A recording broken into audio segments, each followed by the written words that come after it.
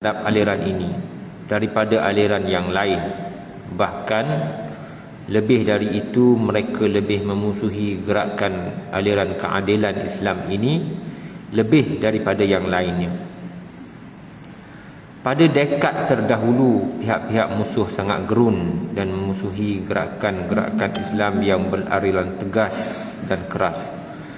Namun pada hari ini perhatian mereka telah berubah, iaitu hati-hatilah terhadap gerakan Islam yang sederhana atau disebut sebagai tayyar al-wasatiyah, aliran keadilan Islam, kerana ia lebih berbahaya daripada yang lainnya. Mengapa? Kerana aliran-aliran jenis lain selalu pendek umurnya dan tidak bertahan lama, sedangkan aliran ini akan dapat terus berkembang dan bertahan. Kerana itu, keadilan, yakni kesederhanaan aliran ini, mengikut sangkaan mereka, tidak boleh dibiarkan dan mengancam keselamatan mereka. Pada pandangan mereka, aliran seperti ini memulakan gerakannya dengan sederhana dan lemah lembut, namun di suatu saat nanti akan berubah menjadi keras dan ganas, kerana unsur keganasan sentiasa ada dalam ajaran Islam. Qardawi hafizahullah ta'ala dalam buku ni telah menyatakan tentang 3 bentuk aliran. Dalam fiqh aulawiyat ini, aliran yang menjadi satu aliran yang dianggap sebagai itulah dia Islam, itulah yang dikehendaki oleh syariat, itulah yang dikehendaki oleh Al-Quran, ialah tayyarul wasati ataupun tayyarul wasatiyah. Sebagaimana yang jelas di dalam Al-Quranul Karim, aliran wasatiyah ini sebenarnya diambil daripada nas Al-Quranul Karim sendiri yang menjelaskan tentang hakikat umat Islam, iaitu wa kadzalika ja'alnakum ummatan wasata.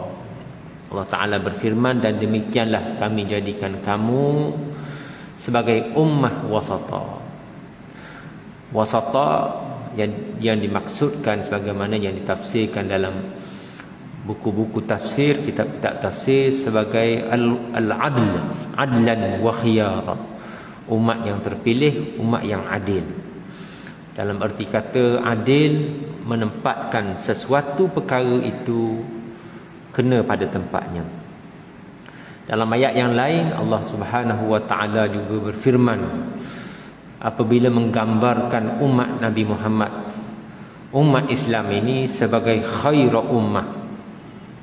Disebut kuntum khaira ummatin ukhrijat linnas. Kamulah sebenarnya sebaik-baik ummah. Dan disifatkan sebaik-baik ummah itu ialah sebagai, dalam ayat yang saya baca tadi, sebagai ummatan wasata. So khaira ummah, sebaik-baik umat Islam itu ialah ummah yang membawa aliran yang al-wasatiyah, yang membawa manhaj wasati, manhaj pertengahan, manhaj yang sederhana.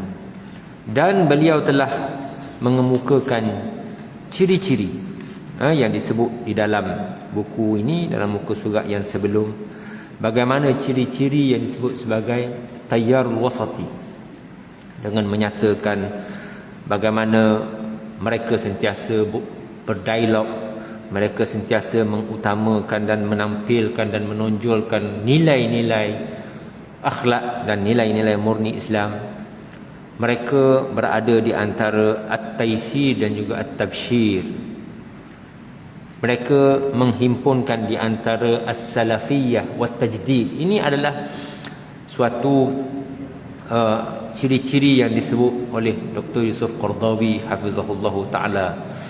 Malahan kalau tuan-tuan, puan-puan cuba mendengar ceramah-ceramah beliau, sama ada yang lalu ataupun yang mungkin agak terkini, maka beliau sendiri salah seorang tokoh agamawan, ulama yang sentiasa menekankan tentang Islam ini mesti menghimpunkan ataupun mesti umat Islam ini menghimpunkan di antara as-salafiyah wa tajdid. Apa makna? Maknanya ialah menghimpunkan di antara kembali kepada apa yang telah dibawa oleh Nabi sallallahu alaihi wasallam, para sahabat dan tabi'in dan juga tabi'in. Di samping itu tidak meninggalkan konsep untuk at-tajdid. Tajdid dengan makna pembaharuan yang perlu dilakukan oleh umat Islam ini seiring dan juga senada dengan uruf masa dan juga zaman sesebuah masyarakat ataupun ummah itu sendiri. Dan itulah Islam. Sebab itulah kalau kita lihat di dalam hadis Nabi sallallahu alaihi wasallam, bukan apabila kita sebut tajdid, bukan bermakna kita nak meruntuhkan agama dan membangunkan agama yang baru. Itu bukan tajdid. Itu bukan pembaharuan. Sekiranya kita kata dalam konteks analogi yang mudahnya, apabila kita ingin melakukan sesuatu renovation, pembaharuan terhadap sebuah rumah yang lama, mungkin kita tidak akan robohkan keseluruhannya. Itu maksudnya kita bina yang baru. Itu bukan renovation. Tetapi kita akan kekalkan batu asas yang penting yang ada dalam tu. Tapi ada kalanya untuk seiring dengan masa, maka kita perlu mengikut keadaan-keadaan tersebutlah. Inilah yang dikatakan oleh beliau dalam konsep al-jam'u baina as-salaf wa at-tajdid.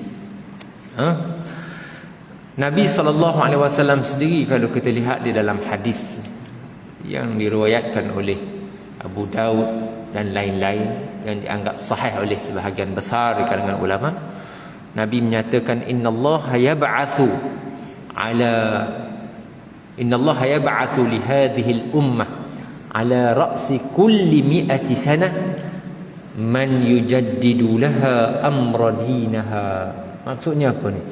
Allah Ta'ala membangkitkan, akan mengutuskan bagi umat ini setiap 100 tahun adanya orang yang akan menguruskan ataupun yang memperbaharui agama mereka, dengan makna akan membawa satu pembaharuan untuk mengubah kedudukan umat Islam, untuk mengubah persepsi umat Islam itu sendiri terhadap agama mereka. Umat Islam sekarang kalau kita lihat memang benar, kadang-kadang kalau kita lihat berada dalam kedudukan yang sama ada, sebahagiannya terlalu keras dengan membawa aliran agama itu sendiri, dan ada kalanya terlalu lembut ataupun longgar. So kita tidak mahu Islam itu dilihat sering mengharamkan sesuatu benda, dan kita pun tidak mahu Islam itu dilihat sering menghalalkan sesuatu benda tanpa ada panduan. So dalam Islam itu sendiri sebagai agama yang wasatiyah, ada benda yang dibenarkan, ada benda yang diharamkan. So itulah yang sebenarnya dimaksudkan dengan at-tayyar al-wasati dalam kitab beliau ini, ataupun disebut tayyarul wasatiyah. Istilah wasatiyah ini sudah menjadi satu istilah yang difahami oleh ramai dari kalangan kita, kerana mungkin kita sering mendengar perkataan itu sama ada dari NGO, parti-parti politik dan sebagainya, bahkan menjadi satu hidangan kepada kita di meja-meja kuliah seperti hari ini.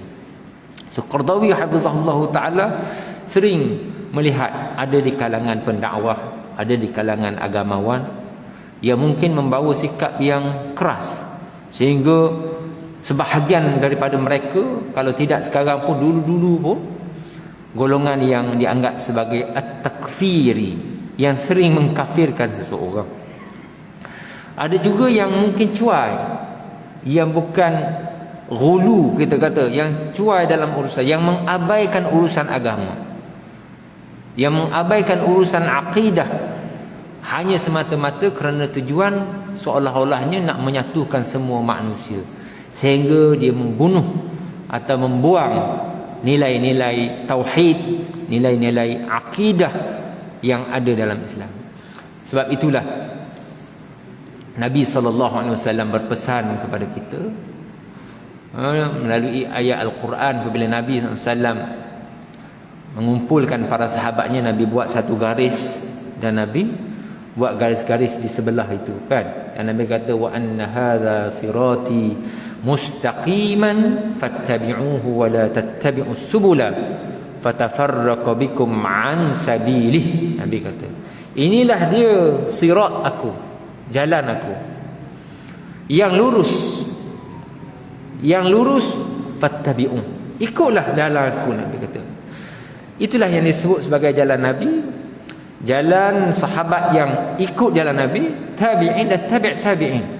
Dan Nabi kata wala tattabi'us subula, yang sebelah-sebelah ini jangan kamu ikut. Kalau kamu ikut fatafarraqa bikum an sabil. Setiap hari kita minta untuk menjadi ummah wasata sebenarnya. Kerana dalam solat kita sendiri minta ihdinas siratal mustaqim. Bukan setakat dalam solat, bahkan apa yang kita minta juga ialah ketika mana kita membaca doa kunut. Allahumma hdini, Allahumma hdina fi man hadait. Allahumma hdina, itulah yang kita minta dalam kehidupan kita, khususnya apabila kita sudah berada di zaman-zaman yang akhir.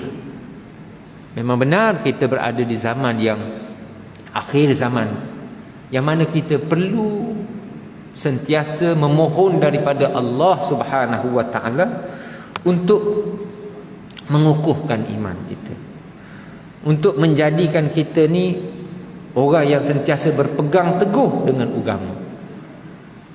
Itulah sebenarnya wasatiyah, itulah sebenarnya i'tidal dalam kehidupan kita.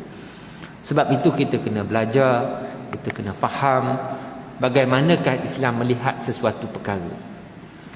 Sebagai contoh yang mudah, apabila kita bercakap tentang soal at-tawakkal sebagai contoh, contoh yang mudah yang mungkin dekat dengan kita. Bagaimanakah yang dikatakan wasatiyah? Bagaimanakah yang dikatakan i'tidal dalam Islam dalam bab tawakal? Adakah maknanya kita serah diri kepada Allah bulat-bulat tanpa melakukan usaha? Seperti mana yang digambarkan dalam hadis, walaupun hadis itu lemah, iaitu kisah seorang yang menambat untanya, yang perlu menambat untanya, yang dia bertanya kepada Nabi SAW, bagaimana aku nak buat unta aku ni? Nabi kata, tambat dahulu, kemudian kamu tawakal kepada Allah Subhanahu wa taala. So maknanya dalam Islam, manhaj yang wasati ialah mesti ada hubungan di antara menyerahkan sesuatu kepada Allah, urusan kita kepada Allah, dengan kita mengambil asbabnya. Kita melakukan asbab ni maksudnya usaha bagaimana untuk kita menghadapi sesuatu. Kalau kita mempelajari ilmu pengurusan risiko, jangan meletakkan telur ayam itu dalam satu bakul kan. So kita kena separatekan, kita kena distribute atau asingkan dia dalam beberapa basket. Bila pecah satu, jatuh satu basket, maknanya ada lagi telur. So itu sebenarnya dalam satu sudut ialah aspek yang dikehendaki dalam Islam, iaitu maqasidnya ialah hubungan di antara tawakal dan juga al-asbab. So itu adalah merupakan al-wasatiyah yang dikehendaki dalam Islam. So dalam muka surat 260 ini, beliau ingin menyatakan tentang bagaimana tugas dan aliran keadilan yang disebutkan tayyarul wasatiyah apabila mendepani satu zaman. Kerana ketika mana beliau menulis buku ini lebih kurang tahun 80-an kalau tak silap saya, ketika itu muncul golongan-golongan yang keras, yang kadang-kala datang daripada orang Islam sendiri dengan membawa pendekatan yang membawa imej yang buruk kepada Islam, imej yang buruk, yang akhirnya pada peringkat awalnya, walaupun musuh-musuh Islam takut, gerun, tetapi akhirnya kegerunan dan ketakutan mereka itu mereka menjadikan modal untuk menyerang balik Islam. Inilah Islam, inilah dia agama yang kamu kata suatu agama yang bagus, tetapi hanya bercerita tentang peperangan, hanya bercerita tentang pembunuhan, hanya bercerita tentang senjata dan sebagainya. So itulah yang disebabkan sendiri oleh silap faham yang ada di kalangan orang Islam. Sebab tu kalau tuan-tuan melihat apabila Dr. Yusuf Qaradawi di peringkat akhir ni, di antara bukunya yang terakhir dia tulis tentang fiqhul jihad kan, fiqhul jihad. Kerana kadang-kala apabila timbulnya perkataan Islam di kalangan orang-orang barat ni, mereka telah menempelkan dengan perkataan terorisme atau keganasan. Kenapa? Kerana kadang-kala ada di kalangan orang Islam itu sendiri yang silap faham. Dia menganggap seolah-olahnya apabila orang itu bukan Islam kena bunuh. Sedangkan Islam menjaga hak-hak mereka yang bukan Islam di dalam negara Islam itu sendiri. Orang yang menyakiti man adza zimmiyan, Nabi kata dalam hadis kan. Nabi melarang sesiapa yang menyakiti orang bukan Islam, dia dibangsakan kepada zimmah, yang maknanya yang mempunyai hak dan kedudukannya dalam negara Islam. Begitulah yang dikehendaki oleh Yusuf Qaradawi dalam buku ini, yang mana akhirnya aliran yang menjadi kegerungan ataupun aliran yang menjadi kebimbangan di kalangan musuh-musuh Islam ialah aliran wasatiyah. Kerana orang-orang Islam yang mengikuti aliran seperti ini, mereka dapat menonjolkan sifat sebenar Islam. Dapat menonjolkan wasatiyah itu, keadilan dan kesederhanaan. Dalam Islam, Allah Subhanahu Wa Taala meletakkan setiap sesuatu di atas dunia ni ada sunnah, ada sunnahnya kan. So sekiranya kita faham bahawa sunnah Allah Ta'ala itu begitu, itu adalah keyakinan kita terhadap sunnah, ataupun apa yang berlaku itulah. Maksudnya Allah Ta'ala tetapkan bulan dan bintang berlaku macam ni, kalau sekiranya tabi'i ni begini, perubahan cuacanya.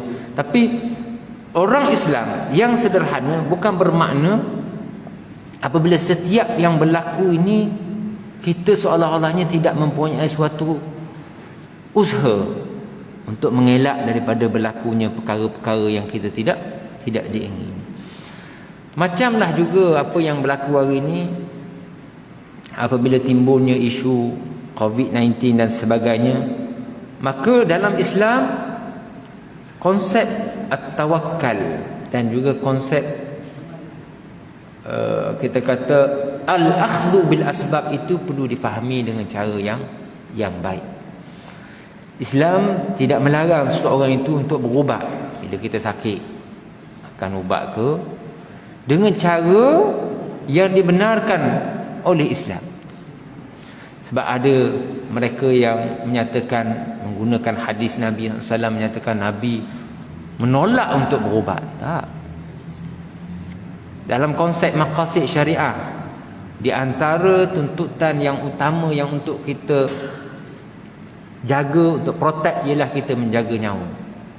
Dan salah satu cara untuk kita menjaga nyawa kita ialah dengan kita al-akhdhu bil asbab.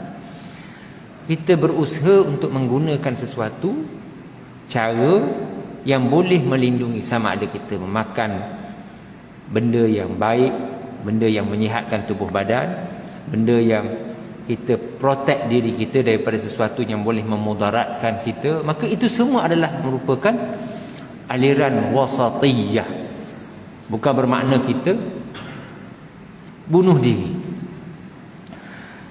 Jadi tugas utama yang disebut sebagai aliran wasatiyah ini adalah menonjolkan sifat-sifat sebenar orang Islam yang akhirnya boleh menarik orang bukan Islam itu sendiri kepada agama Islam. Kemudian disebut, jika pada masa dahulu musuh tradisi mereka adalah ancaman beruang merah, iaitu komunisme, namun sekarang musuh mereka adalah ancaman panji-panji hijau atau Islam, meskipun kalangan pemikir dan pemimpin mereka yang sedar mengatakan bahawa Islam bukan suatu ancaman kepada Barat. Tugas aliran ini adalah menghadapi mereka dan membuka pekung tuduhan palsu mereka itu dan membuka pintu dialog dengan kalangan mereka yang berfikiran sederhana dan objektif. Maknanya pentingnya kita berdialog dengan orang-orang yang bukan Islam. Kadang-kadang mereka memusuhi Islam itu bukan kerana mereka gerun, tapi mereka silap faham dengan imej atau propaganda yang dibawa oleh media-media massa. Kita sendiri kadang-kadang memahami sesuatu dengan hanya propaganda viral daripada WhatsApp, daripada Facebook dan sebagainya. Kita tidak ambil sesuatu daripada sumber yang sebenar. Kita tidak ambil sesuatu itu dengan cara kita membuat filter, kita membuat filtering ataupun kita menapis sesuatu isu yang dibawa. Kita ambil saja. Samalah seperti apa yang berlaku terhadap Islam di kalangan orang Barat. Kalau tuan-tuan baca ataupun pernah dengar satu buku, Islamophobia, Making the Muslims Enemy, kalau tak silap, kan, buku tersebut ditulis dan diceritakan oleh penulisnya, Peter apa namanya, seorang academician yang mana dia telah melontarkan satu persoalan kepada murid-muridnya atau student, pelajar-pelajarnya. Apa itu Islam? Kebanyakan pelajarnya tiba-tiba ada kalangan tu menulis tentang Islam itu mengaitkan dengan Osama. Satu perkataan mungkin Osama bin Laden. Yang lain sebut tentang terorisme. Yang lain sebut ada syariah. Ada sebut Quran. Ada sebut ni. Ada yang menyatakan ataupun menyebut Islam itu dengan imej yang negatif. Ada yang positif, tak nafikan. Tetapi akhirnya yang negatif itu, kenapa kamu dapat kamu katakan Islam itu negatif, sesuatu yang negatif. Ini biasanya buku, kalau tak silap buku itu ditulis selepas daripada peristiwa apa nama apa nama tu 9/11. Jadi jawapan mereka sumbernya ialah media massa. Sumbernya ialah daripada media massa. Hari ini hari kita kata dunia yang maklumat di hujung jari, bahkan maklumat tu kadang-kadang kita tak tahu betul atau tidak. Bukan setakat tentang Islam di kalangan, dalam kalangan bukan Islam, tetapi dalam kalangan orang Islam itu sendiri. Bila dapat sesuatu perkara, cepat-cepat sebarkan tanpa dia menyelidik, adakah itu perkara yang betul untuk disebarkan? Fakta yang tak tahu, jelas tak jelas. Baru ni ada orang yang share gambar Makkah, dia kata tarikh yang ni dengan tarikh yang berapa bulan emas. Dia kata ini adalah mainan dunia lah, mainan Yahudi. Masa tu gambar kosong, masa tu gambar yang tu, lepas tu tulis tarikh. Dia ambil masa waktu kat mana, gambar tu diambil daripada mana sebenarnya? Siapa yang mula-mula create gambar tu? Kalau saya buat gambar tu pun boleh. Saya ambil satu gambar, kemudian dia apa, jajakan benda itu dalam Facebook ataupun dalam WhatsApp dan sebagainya, viral. Sebab itu adalah perkara yang boleh direka-reka oleh manusia. So bagaimana kita nak menjadi seorang Muslim dan mukmin yang wasati, yang membawa aliran wasatiyah? Setiap berita yang kita terima, ingat apa yang Allah Ta'ala sebut, iza in ja'akum fasikum binaba'in fatabayyanu. Itu adalah perkara pertama. Kita tak tolak lagi mungkin, tapi kita tabayyun dahulu. So elakkan daripada kita menceritakan apa segala perkara yang kita dapat kepada orang tanpa usul periksa. Takut orang yang terima tu percaya, oh ni betul, sedangkan kita menyebarkan berita yang palsu. Sebab itulah Nabi pesan, cukuplah kafa bil mar'i ithman an yuhadditha bi kulli ma sami'. Cukuplah bagi seorang itu dosa, Nabi kata, ataupun kadziban dalam riwayat lain, satu pembohongan bila dia menceritakan apa sahaja yang dia dengar daripada orang. Apa sahaja yang dia dengar tanpa dia tapis, termasuk apa yang mungkin dibaca daripada buku-buku. Takkanlah kita nak cerita semua. Ada kalanya benda itu selain daripada Quran dan Sunnah ni, mungkin benda yang tidak ada satu sanad, tidak ada satu riwayat yang sahih pun. Sebab itulah pentingnya seorang itu mempunyai asas apabila membaca sesuatu. So bila kita hari ini, zaman hari ini, itulah di antara caranya untuk kita membawa imej yang baik. Takkanlah kita sebagai mengaku orang yang mukmin, mengaku orang Islam, dapat apa saja berita kita sebarkan kepada orang. Akhirnya dalam grup tu ada orang bukan Islam, malu kita dengan orang bukan Islam. Grup WhatsApp ni macam-macam, kan? Dalam grup WhatsApp kadang-kadang ada juga orang bukan Islam. Saya pun ada grup WhatsApp yang ada non-Muslim, setengah-setengah grup WhatsApp, kelab-kelab yang saya sertai. Tapi kadang-kadang orang Islam tu sebar benda-benda yang orang bukan Islam pula yang tegur. Kita rasa malu. Kita rasa malu. Orang bukan Islam yang tegur, berita tu betul ke tak betul. Sedangkan agama Islam mengajar cara yang betul. Oleh kerana itu, perkara-perkara seperti itu kita kena faham. Apa maksud wasati? Wasati inilah agama yang diajar oleh Islam. Itulah dia aliran wasatiyah. Sebab itu dia sebut di sini, tugas aliran ini adalah menghadapi mereka dan membuka pintu dialog. Dan disebut gerakan ini juga berkewajipan untuk menghadapi pihak-pihak lain yang termasuk cucu-cucu dan anak didik kepada barat yang berada dalam tubuh umat Islam sendiri, dari kalangan mereka yang memakai nama Islam namun hati dan fikirannya benci terhadap Islam dan antipati kepada setiap usaha untuk menjadikan Islam sebagai satu-satunya alternatif bagi peradaban manusia. Bahkan mereka sedia untuk bekerjasama dengan pihak-pihak musuh untuk menghancurkan Islam dari dalam. Sikap mereka ini digambarkan oleh Rasulullah sallallahu alaihi wasallam sebagai penyeru-penyeru kepada pintu neraka jahanam.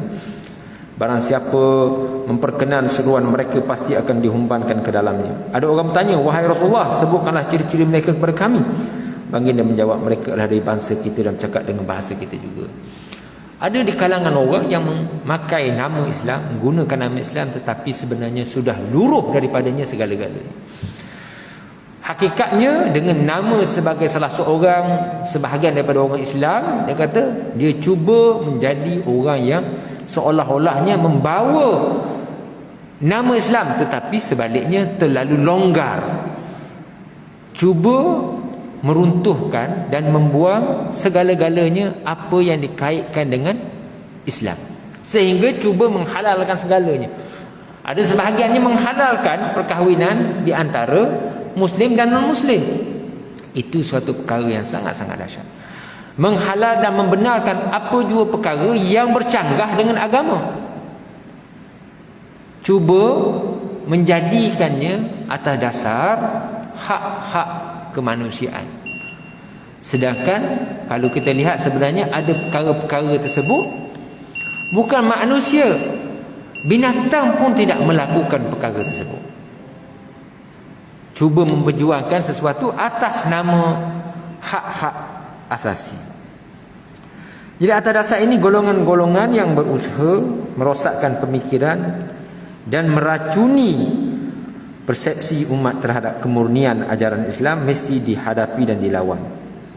Sesungguhnya golongan yang terpengaruh barat dari kalangan kita menjadi pembawa dan penyebar pemikiran dan budaya penjajah setelah kaum penjajah sendiri angkat kaki dari negeri-negeri kita. Mereka mengembangkan pemikiran-pemikiran orientalis dan misioneri Kristian di tengah-tengah umat dan tidak pernah mahu menerima pemikiran dan peradaban Islam. Apabila ada di antara mereka yang berniat baik terhadap Islam namun mereka tidak memiliki peringkat dan syarat-syarat yang cukup untuk memahami hakikat peradaban Islam dari sumber-sumbernya yang asli. Yang terutamanya adalah kurang faham terhadap selok-belok bahasa Arab dan rahsia-rahsianya yang begitu mendalam. Ada kalanya mereka ini sebenarnya tidak memahami sumber yang asal daripada Islam. Mereka cuba membawa pentafsiran-pentafsiran sendiri, logik akal mereka sendiri terhadap agama Islam. Sebab itulah selain daripada menghimpunkan di antara as-salaf wa tajdid, Qaradawi hafizahullah ta'ala sentiasa menyebut tentang aliran ini ialah menghimpunkan di antara as-sawabit wal mutaghayyirat. Al-thawabit wal mutaghayyirat, iaitu perkara yang disebut sebagai fix ataupun perkara yang tidak berubah, tapi di sana ada perkara yang berubah dalam agama. Itulah Islam. Ada perkara usul yang perlu kita tegas, ada perkara furu' yang boleh kita berlapang dada. Perkara furu' ni maksudnya perkara cabang yang boleh kita berlapang dada. Sebab itulah dalam Islam, kalau kita baca dalam surah Fatihah, menggambarkan agama Islam ni agama pertengahan. Bila kita sebut ihdinas siratal mustaqim, itulah yang tengah, jalan yang lurus. Bukan jalan apa? Siratal ladzina an'amta alaihim, jalan orang-orang yang diberi nikmat kepada mereka. Siapa? Minan nabiyyin was-siddiqin wasyuhada was-salihin, dalam ayat Quran yang lain. Kemudian Allah Ta'ala sebut ghairil maghdubi alaihim waladdallin, bukan jalan orang-orang yang dimurkai ke atas mereka. Siapakah mereka yang disebut sebagai maghdubi alaihim? Orang-orang Yahudi. Bagaimana orang-orang Yahudi ini dianggap orang-orang yang melampaui batas, yang bukan berada di pertengahan. Apabila diutuskan para nabi alaihimussalatu wassalam, dari kalangan mereka sendiri, ada di kalangan nabi-nabi mereka bunuh, kan? afakullama ja'akum rasulun bima la tahwa anfusukum mustakbartum fafariqan kadzabtum wa fariqan taqtulun. Nabi kata, Allah Ta'ala sebut dalam Quran, apakah tiap kali datangnya rasul yang tidak selari dengan hawa nafsu kamu, lalu sebahagian daripada nabi-nabi itu kamu dustai, kamu dustakan, kamu tidak percaya, dan sebahagiannya kamu bunuh. Itu orang maghdubi alaihim waladhdallin, dan jalan orang-orang Islam yang membawa tayyar wasatiyah ini, siratal mustaqim, ialah bukan jalan orang-orang dhalin, sesat. Siapa? Orang-orang Nasrani. Bagaimana mereka melihat nabi-nabi? Apabila diutuskan Nabi Isa alaihissalam, mereka melampaui memuja sehingga menganggap nabi itu sebagai Tuhan.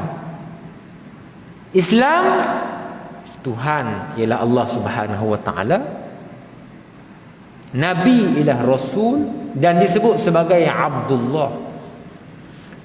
Di antara lafaz kita syahadah ialah asyhadu an la ilaha illallah wa asyhadu anna Muhammadan abduhu wa rasuluh. Tetap kita menyatakan Nabi Muhammad sallallahu alaihi wasallam ialah hamba-Nya. Hamba siapa? Hamba Allah, dan ialah utusan Allah Subhanahu wa taala. Itulah dia agama Islam, agama yang wasatiyah. Ada di kalangan mereka bila tak faham tentang sumber-sumber yang asas ini, hanya menggunakan logik. Islam bukan setakat hanya logik, tapi juga bainan nas wal aqli, bainal aqli wan naqli, di antara akal dan juga nakli. Nakli ni maknanya sumber-sumber daripada Quran dan juga wahyu dari Quran dan sunnah, dan juga kita menggunakan pakai akli dalam sumber-sumber perundangan Islam, sumber-sumber hukum. Kalau kita belajar, adanya Al-Quran yang pertama, adanya As-Sunnah, adanya Ijma', adanya Qiyas.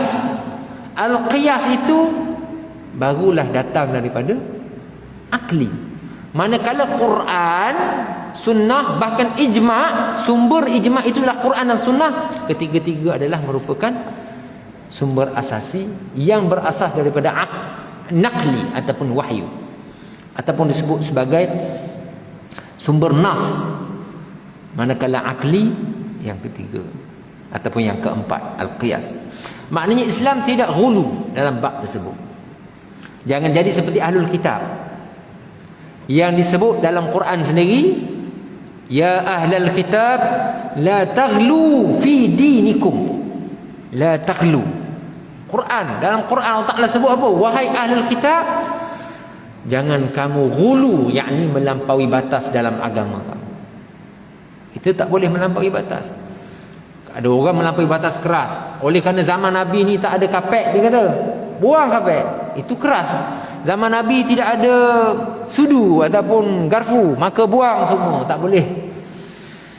Itu keras. Zaman Nabi SAW hanya memakai jubah, dia kata, maka kita tak boleh pakai benda lain. Sedangkan dia tidak faham apa itu yang disebut sebagai uruf dan sebagainya. So disitulah letak duduknya perkataan al-wasatiyah. Jangan kita hulu, jangan kita melampaui batas. Nabi pesan juga dalam hadis, iyyakum wal ghuluwa fid din.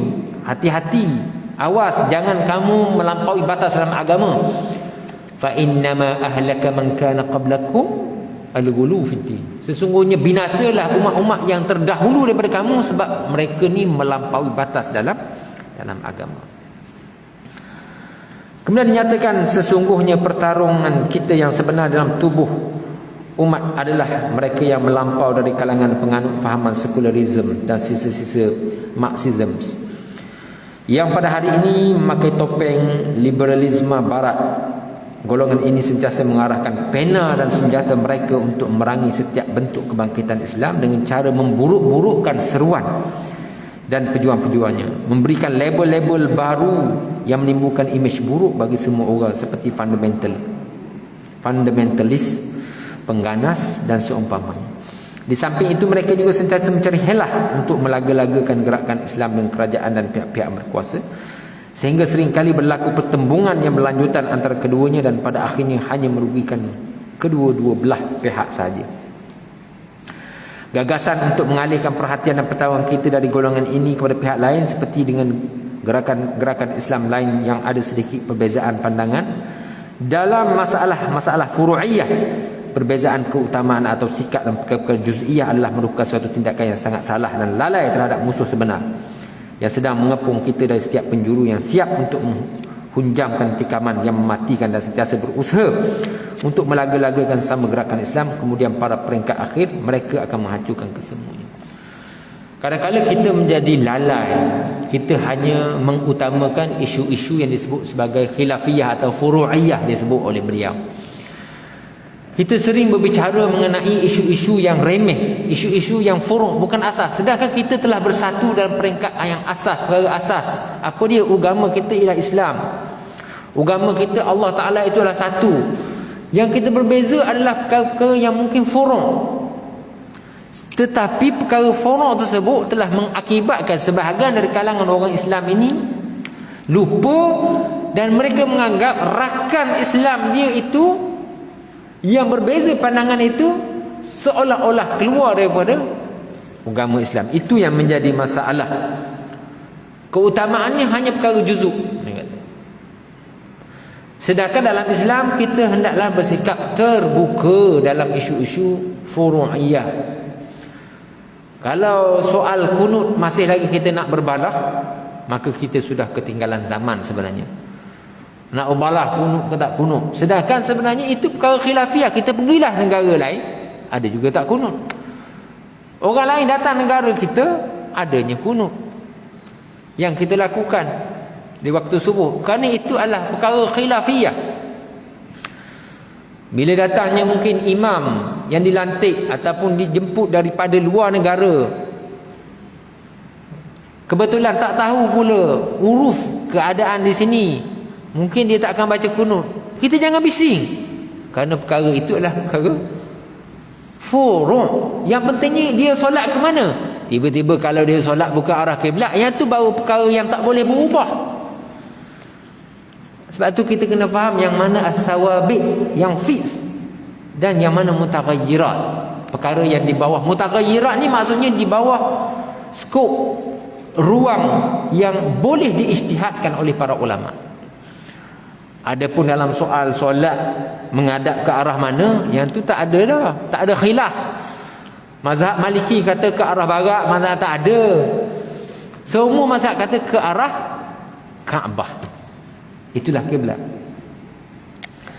Jadi perkara-perkara seperti itulah yang perlu kita selesaikan, kata Dr. Yusof Qaradawi. Apabila ada pejuang-pejuang Islam yang telah melakukan tindakan tersebut kerana jahil, maka hal itu adalah suatu musibah.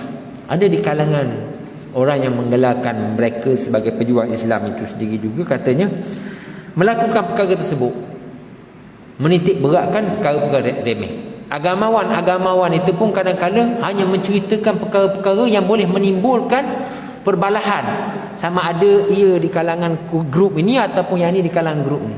Yang pentingnya apa yang dia ceritanya ialah supaya orang menjauhi si fulan bin si fulan, menjauhi si fulan bin si fulan. Ini yang berlaku. Lebih teruk lagi, ada di kalangan mereka ni suka bukan memberi ilmu kepada masyarakat, tetapi hanya membawa perkara-perkara yang boleh membawa fitnah kepada masyarakat. Sedangkan Nabi SAW larang Muaz bin Jabal fitnah dalam bab solat saja terlalu lama menjadi imam. Afattanun aturidu an takuna fattanan anta ya Muaz, dia kata. Sebab apa solat terlalu lama? Lebih-lebih lagi kalau dalam perkara lain. Kalau dalam perkara lain sengaja membawa fitnah di tengah-tengah masyarakat, cerita-cerita yang mungkin belum tentu betul, ataupun perkara-perkara yang sengaja untuk memburukkan diri dan individu tertentu dengan cara yang tidak sepatutnya. Jadi pejuang-pejuang Islam ada yang melakukan perkara tersebut kerana mungkin sebab jahil, maka hal itulah musibah, kata Qaradawi. Dan apabila perkara itu dilakukannya dengan sengaja, maka musibahnya akan lebih besar. Kerana hal itu bermakna dia telah melakukan pengkhianatan kepada Islam, kaum muslimin dan kebangkitan umat. Sebab kata seorang penyair, apabila kamu tidak mengetahui maka adalah musibah, dan bila kamu sudah ketahui musibahnya lebih besar lagi. In kunta la tadri fatilka musibatun. Kata penyair itu kan. Wa in kunta tadri fal musibatu a'zamu. Maknanya kalau kita buat sesuatu yang silap sebab jahil, suatu salah sebab kita jahil, itu musibah lah. Sepatutnya kita kena faham, kita kena belajar. Tapi kalau kita sengaja, kita tahu benda tu salah tapi kita buat juga, maka musibah tu lebih besar. Fal musibatu a'zam. Itu lagi teruk.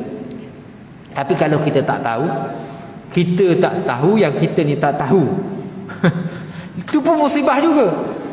Kita tak tahu yang kita ni tak tahu, kita rasa kita tahu, itu juga musibah. Yang itulah disebut sebagai jahil murakkab. Sebab tu pentingnya akhirnya semua perkara ni kena kembali kepada ilmu. Kalau kita bercakap dengan orang yang tidak berilmu, orang yang jahil, kita nak terang sesuatu pun susah. Tak boleh buat benda ni, tak boleh. Contohlah dalam grup-grup yang ada ni, ini benda betul ke tak, sahih tak? Tak nak percaya sudah, dia kata macam tu. Saya percaya lama dah. Dia jawab macam tu je. Kita baru nak start tanya. Sebab tu dalam Quran Allah Ta'ala sebut apa? Akhirnya sekali, khudil afwa wa'mur bil 'urf, kan? Maafkanlah. Wa'rid 'anil jahilin. Wa'rid 'anil jahilin. Kalau dah tak boleh pergi, kita cuba elakkan daripada berdebat dan berdialog dengan orang jahil. Cuma nak nasihat tu memang kena guna satu teknik ataupun kaedah yang kita kata bagaimana kita nak cuba memahamkan orang-orang yang jahil. Sebab ada, dia hanya sekarang zaman yang terima maklumat ni, masalahnya daripada internet, daripada TikTok. Ilmu tu daripada TikTok. Tuan-tuan tahu TikTok tu orang nak buat macam mana? Mungkin dari kalangan kita ada TikToker yang terkenal ni, saya tak pastilah. Saya tak ada akaun TikTok, tapi bila viral kan dia tulis TikTok kan. Dia akaun kita boleh buat dalam internet kan. Dia nak buat satu-satu video tu ambil masa, tuan-tuan. Bukan senang. Nak edit, nak apa semua kan. Mungkin tuan-tuan boleh edit. Kalau video saya tuan-tuan ambil pula, edit pula part-part tertentu, sambung nampak macam sesuatu yang unik. Sebenarnya tak unik pun, biasa je. Ataupun tuan-tuan edit nampak macam tengah melakukan sesuatu yang memfitnah orang.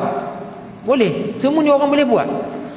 Sebab tu saya tak percaya kalau ada benda-benda yang orang hantar, kena tengok dulu betul ke tak betul perkara tersebut.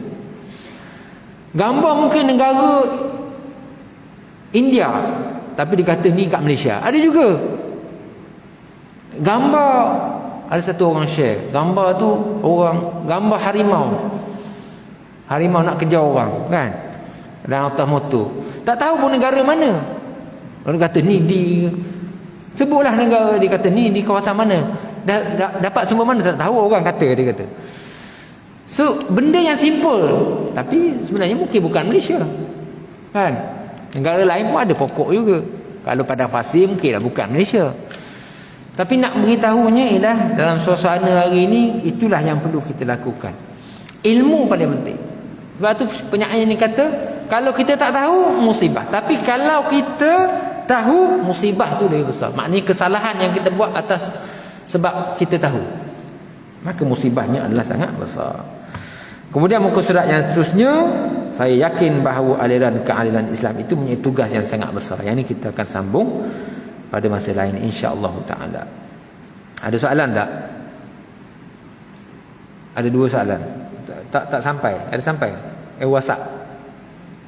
Okey, sorry. WhatsApp. Assalamualaikum. Takwa terletak pada hati, bukan pada serban, jubah, janggut dan sebagainya yang melambangkan Islam. Sedangkan kita tahu bahawa semua perbuatan Nabi itu adalah sunnah. Harap dapat penjelasan. Ya, betul, tepat sekali. Dan dia kata setiap perbuatan Nabi SAW itu adalah sunnah. Tapi bila kita sebut perkataan sunnah, kita kena faham bahawa di sana adanya sunnah dengan makna sunnah wajibah. Bila kata istilah sunnah, ialah setiap yang dilakukan oleh Nabi. Dengan istilah ilmu hadis, sunnah ialah ma uthira an Rasulillah sallallahu alaihi wasallam min qaulin aw fi'lin aw taqririn, cara lebih kurang. Apa yang kita dapat daripada Nabi, sama ada perkataan, perbuatan ataupun takrir atau perakuan Nabi SAW, maka itu adalah sunnah. Dengan makna yang dibawa, yang kita riwayatkan daripada Nabi SAW. Tapi di sana sunnah juga, istilah sunnah juga ialah dengan makna mustahab. Sunnah di sisi ulama fiqh iaitu sunat. Makna sunat, perkara yang diberi pahala jika kita lakukan, tapi tak diberi dosa jika kita tinggalkan. Maka apabila kita sebut tentang pakaian sebagai contoh, serban, jubah, janggut dan sebagainya, yang dikatakan di sini melambangkan Islam, maka terdapat, kalau dalam bab pakaian sebagai contoh, di sana ada prinsip asas pakaian yang mana disebut sebagai Islam, yang wajib dilaksanakan oleh seorang Islam. Yang pertama, menutup aurat. Kita tak boleh kata takwa ni dalam hati, tiba-tiba tak tutup aurat. Tak boleh. Bagaimana takwa yang dikatakan dalam hati itu, melainkan ia juga terzahir dengan pakaian yang mengikut syariat. Kedua, pakaian itu tidak boleh tasyabbuh antara lelaki dengan perempuan. Takkanlah orang lelaki pakai pakaian perempuan, baju kurung jalan, takwa beb. Tak boleh. Ni saya bertakwa, tak. Itu garis panduan yang dikatakan menutup aurat, tak boleh tasyabbuh, tak boleh memakai pakaian yang menunjukkan simbolik agama yang lain. mempunyai corak-corak yang melambangkan. Takkanlah pakaian ada lambang Kristian ataupun lambang kita salib yang menunjukkan seolahnya kita menyokong sesuatu dengan pakaian tersebut. Manakala di sana ada pakaian yang dianggap sebagai sunnah, dengan makna sunat, mengikut sebahagian ulama, walaupun di sana ada sebahagian ulama menyatakan bab pakaian ini termasuk dalam uruf Arab ketika itu macam tu, uruf Malaysia lain. Kalau sunat, maka siapa yang melakukannya dengan niat iqtida dengan Rasulullah SAW, maka dapat pahala. Serban pakai jubah dengan niat nak iqtida. Simpan janggut niat nak iqtida. Orang simpan janggut pun sama juga. Ada di kalangannya simpan janggut bukan sebab sunnah. Dia kata nak ikut trend hari ni orang nak simpan janggut. Tak jadi juga. So sebab itulah benar kalau dikatakan takwa itu terletak di hati. Betul lah. Itulah yang menjadi asas yang paling penting sekali. Walaupun orang tu pakai serban, tapi kalau tak ada takwa, tak ada apa. Sebab takwa ni orang siapa yang nampak? Allah Ta'ala saja. Fa innaha min taqwal qulub. Dia sebut taqwal qulub dalam Quran. Disandarkan takwa itu pada hati. Sebab itulah takwa ni mesti takwa yang sebenar-benarnya, sehakikat-hakikatnya. Ittaqullah haqqa tuqatih. Haqqa tu maksudnya sehakikat-hakikat takwa, sebenar-benar takwa. Ia tak boleh letak di bibir semata-mata. Yang diukur hanyalah Allah SWT yang mengukur, diukur oleh Allah Ta'ala. Itulah takwa. Jadi kita pakailah pakaian yang macam mana pun. Kalau kita rasa nak ikut sunnah, merasa pakai tu, niatlah bahawa ini adalah sunnah Nabi SAW. Lilitlah serban lagu mana pun. Pakai serban macam Azhar tu ke, Azhar Syarif tu kan, Syekh Azhar pakai serban macam kita ni, ada ekor satu ke, ekor dua, tak ada ekor ke. Yang penting kita pakai pakaian seperti mana yang disebut oleh para ulama, sebahagian ulama, bahawa memakai serban itu adalah sunat. Soalan kedua, Assalamualaikum Ustaz. Waalaikumsalam. Jika saya mahu berzakat terus kepada penerima, adakah boleh saya melakukannya, dan bagaimanakah amalan pada zaman Nabi sendiri, dan adakah cukup tempoh haul? Setiap tahun zakat wajib saya bayar dalam bulan Ramadan juga akan dapat kelebihan ganjaran berlipat kali ganda. Mohon pencerahan. Baik. Al-aslu dalam bab zakat ni kalau kita lihat ialah, al-aslu ni maksudnya dalil ataupun asal, hukum asalnya ialah innamas sadaqatu lil fuqara'i wal masakin wal 'amilina 'alaiha wal mu'allafati qulubuhum, sehingga ke akhir ayat yang disebut 8 asnaf. Salah satunya Allah Ta'ala sebut secara direct tentang amil. Amil. Apa maksud amil? Amil ialah pengurus zakat yang mengutip zakat yang telah dilantik oleh pemerintah ketika itu. Zaman Nabi SAW adalah pemerintah, dan Nabi menghantar utusan-utusannya yang sebagai amil untuk jibayatuz zakat, untuk mengutip zakat tersebut. Kemudian zakat itu disimpankan dan didistribute oleh penguasa ketika itu. Hukum asalnya ialah bila zakat tu maka hendaklah kita serahkan kepada amil. Itu hukum asal. Namun adakah boleh ataupun tidak kita serahkan zakat kepada penerima direct? Tak salah. Boleh kita berikan. Kita tahu ini adalah zakat kita dan kita nak bagi kepada orang miskin. Dengan cara, dan kita faham, kita pasti bahawa dia benar-benar adalah orang miskin. Cuma adalah perbezaan di kalangan mazhab, di kalangan ulama. Perlu tak kita sekurang-kurangnya 3 asnaf ke? Perlu ke kita menghabiskan ke semua asnaf tersebut ataupun tidak? Itu berlaku khilaf lah, perkara furu'iyah.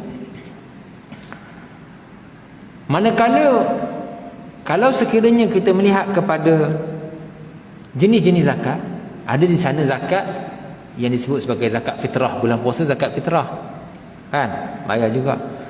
Sama ada kita nak bayar kepada amil ataupun kita sendiri bagi kepada orang miskin yang kita kenal, maka itu juga adalah dibenarkan.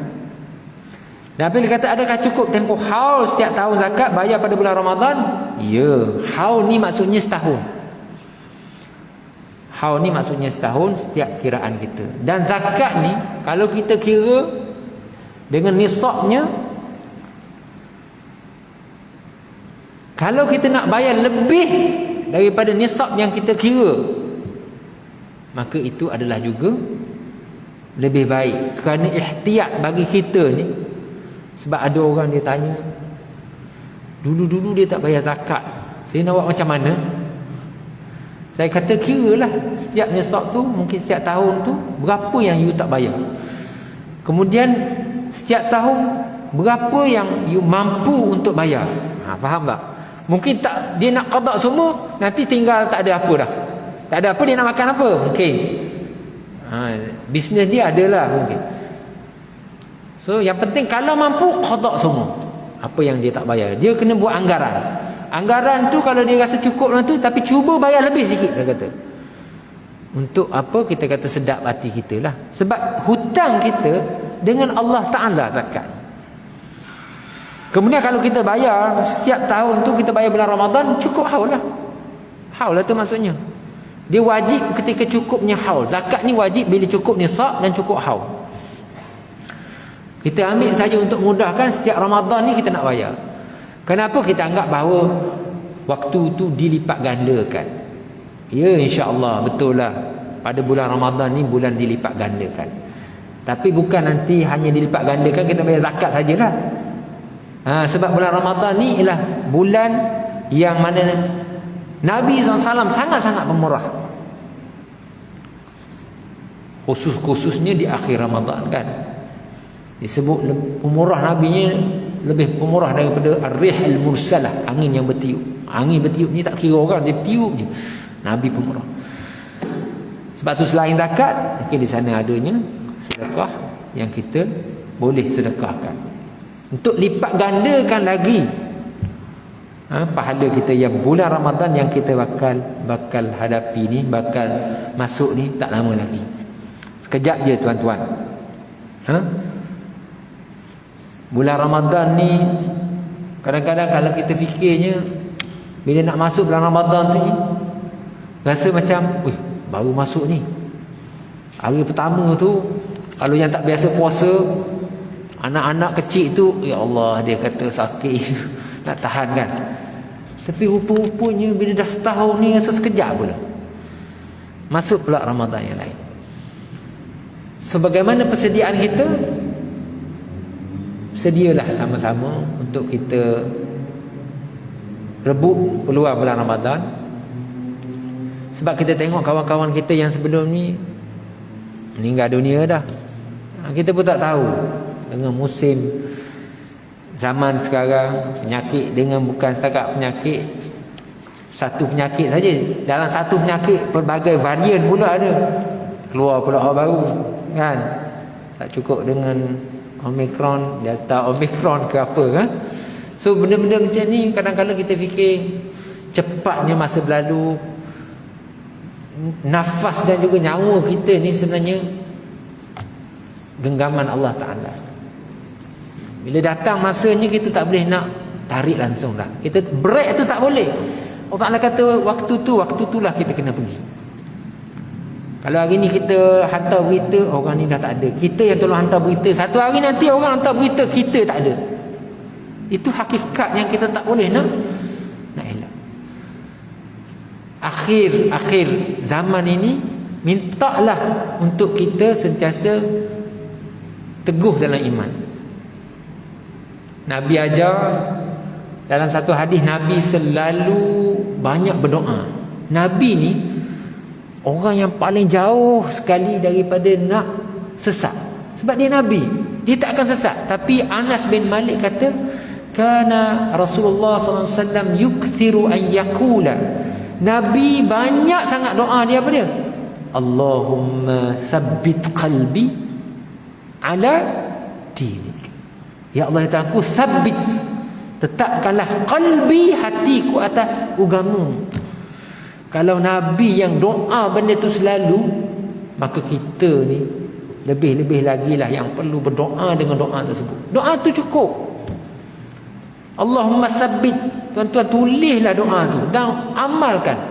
Tuan-tuan pun biasa dah dengar ya muqallibal qulub sabbit qalbi ala dinik. Tetapkanlah hatiku. Baca doa tu. Baca setiap pagi, setiap petang, dalam kereta kita bacalah. Untuk teguhkan iman kita, agama kita. Selain daripada doa yang kita duk sebut dalam solat tu, ihdinas siratal mustaqim, itu juga adalah merupakan doa. Doa yang Nabi ajar dan doa yang kita baca selalu ketika mana kita solat. Mudah-mudahan Allah Ta'ala memberi taufik dan juga hidayah kepada kita semua. Kita berhenti setakat itu untuk hari ini. Aku qauli hadza wa astaghfirullahal azim li wa lakum. Wassalamualaikum warahmatullahi wabarakatuh. Allahumma aghnina bil ilmi wa zayyinna bil hilmi wa akrimna bit taqwa wa jammilna bil afiyah ya akramal akramin walhamdulillahi rabbil alamin.